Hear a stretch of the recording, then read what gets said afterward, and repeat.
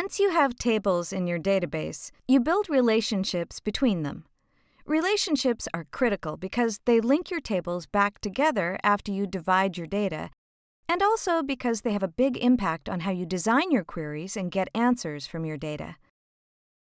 Any relational database uses 3 types of relationships between its tables: one-to-many, many-to-many, and one-to-one. The relationship you use depends on your data. You have a one-to-many relationship when a single record in one table is related to one or more records in another table. Our sample database has this kind of relationship. One customer can have one or more phone numbers, and each phone number is only related to one customer. You have a many-to-many relationship when a single record in Table A can be related to one or more records in Table B, and a single record in Table B can also be related to one or more records in Table A.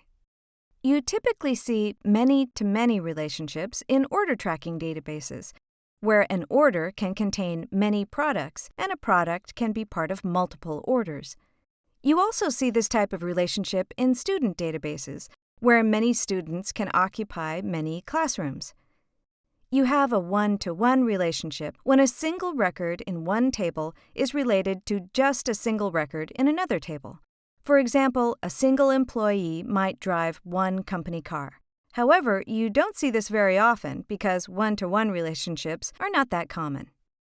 Now, let's select Database Tools, and then Relationships.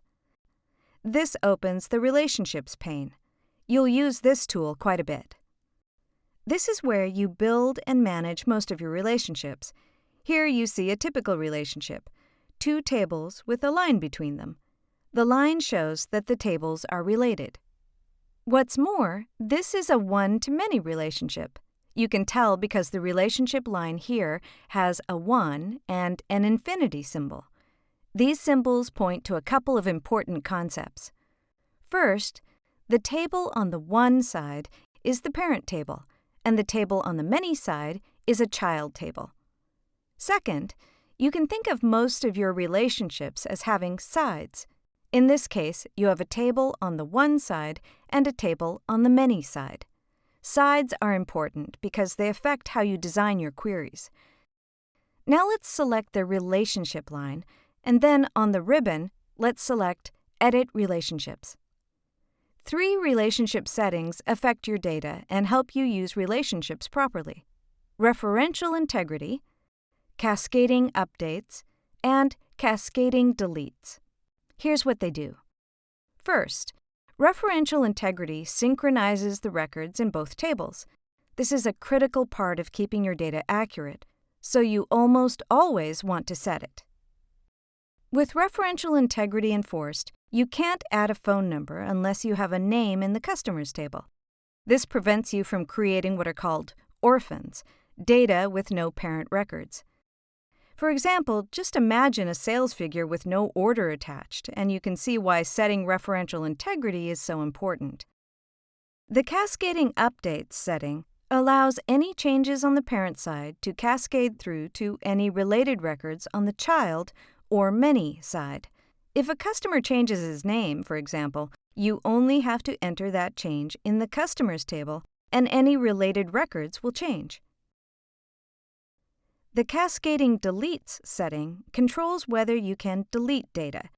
If you don't select this option, you can't delete data.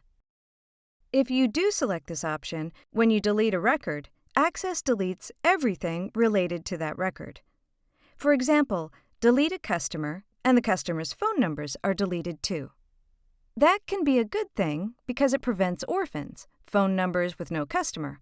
On the other hand, remember that your business rules might prevent you from deleting data, so keep this in mind.